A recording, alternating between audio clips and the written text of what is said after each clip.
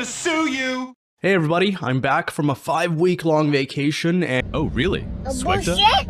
Bullshit. And I'm sick, as you can tell. Oh, and really? while I was gone, I had some stuff stolen Did you from die? me. I got shot. But did you die? You may say. Yes. Good boy. Turn the lights down low. Let the Bully bass talk. Online. The rise, the fall, and the lessons. Now this is what happens when you take a beloved Rockstar IP, polished trailer, influencer push, a membership tier, and then Yo, I want to play Bully takedown. with friends. Today we break down the timeline, the red flags, Kofi nonsense, and why this blew up. Way before Bully Online ever existed, there was Bully, Rockstar's cult classic from 2006. Speak to your mother, James. What? Who are you? Mom, I thought you told me never to talk to strangers. Like I said before, It never got an official multiplayer mode, but it built a passionate fanbase that kept the game alive for years. That fanbase created mods, servers, and communities, some tiny, some massive. One of the biggest examples is the multiplayer mod for Grand Theft Auto San Andreas, which survived for nearly 2 decades because it stayed low profile, non-monetized, and community-driven. Fast forward, modding culture matured. Creators learned how to build polished experiences, but they also learned the hard lesson. When a fan project looks and acts like a commercial product, rights holders notice. That background is crucial to understanding what happened with Bully Online.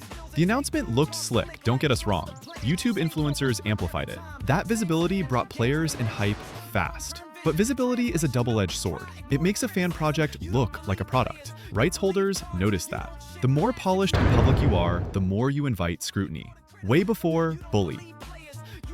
Bully Online launched with hype, then vanished. The community was left with questions. Where's the code? What about refunds? And why did this happen so fast? Quick clarification about the Kofi setup, because this is where a lot of confusion and anger started. The project's public pages were free to join. Anyone could access the Discord, download the client when available, and play on public servers. It wasn't a hard paywall that blocked everyone. Quick, concrete detail, the supporter membership part. Yeah, this one. Right fucking here was $8 per month. This wasn't a one-off tip, it was a recurring membership tier. And what did you get for your $8? Early access, behind the scenes, Discord access, a blue player name tag, an in-game digital camera. Man, this is some bullshit! In short, you could pay to be slightly more blue and slightly less annoyed in the queue. My daddy's gonna sue you! Hey everybody, I'm back from a 5-week-long vacation and I'm sick, as you can tell, and while I was gone, I had some stuff stolen from me, so apologies for delaying this video right here, but yesterday I had to spend the whole day just like documenting stuff and talking to the housing agency and yada yada. But yeah, I have some bad news and I have some good news. So I guess I'll begin by telling you about the bad news and then I'll wrap it up and soften the blow a bit with the good news. Fat Pigeon Development has ceased all development and promotion of Bully Online. That's no longer a thing we're pursuing. I can't get into specifics, but I'll let you take 2 guesses as to who's behind this. I've seen a lot of people in the comment section saying that it's because of the coffee thing that we initially did, or because of the fact that we announced the mod instead of just releasing it spontaneously. I've also seen quite a few people getting hostile towards me and accusing me of being behind this. Let me just tell you, unlike all of the people speculating, presuming, and accusing right now, I'm actually— Oh really? Swegta. People accusing and what was the last part? Get rid of that. Like all of the people speculating, presuming, and accusing right now— Oh yes, that assuming. That is what the internet does. How do you think the news goes around the world, Cupcake? Also, you may say, yes, good boy. What the fuck? But actions speak louder than words.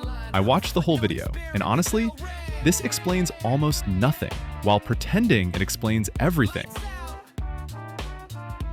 You open with a sympathy stack. 5-week vacation, sick, robbed, housing agency, yada yada. That might all be true, but notice how none of it is actually backed up, clarified, or even tied to the project. It's just there to lower the temperature before you drop the real news. And since there's been zero confirmation beyond, trust me bro, people are obviously going to question it, especially when this silence conveniently overlaps with deadlines you yourself set. Then we get the big announcement.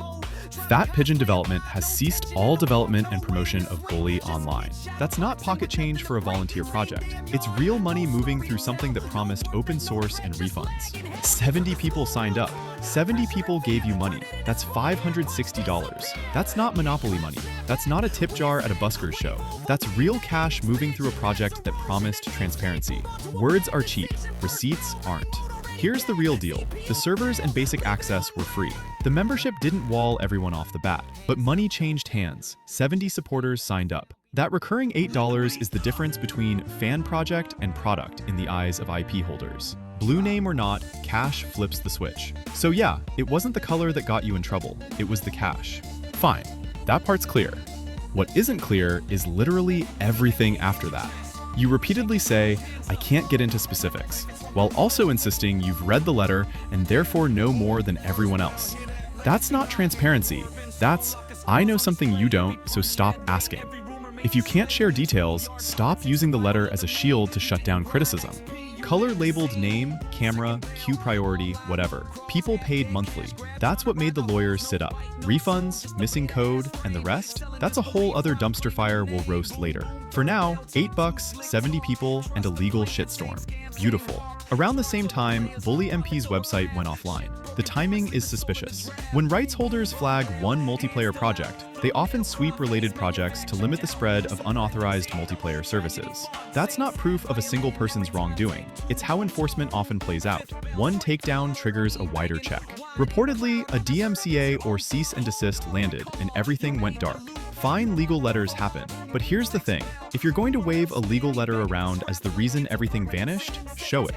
Don't hide behind, we can't say, or it's private. If the letter exists and you complied, post a redacted copy. If you refunded people, show the receipts. If you didn't, stop pretending.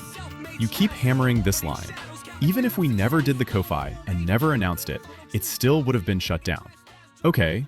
Even if we never did the coffee page and we never announced it and we just released it out of the blue one day, it still would have been shut down. Like, there's no way that this would have survived. This is some bullshit! Move this man! No!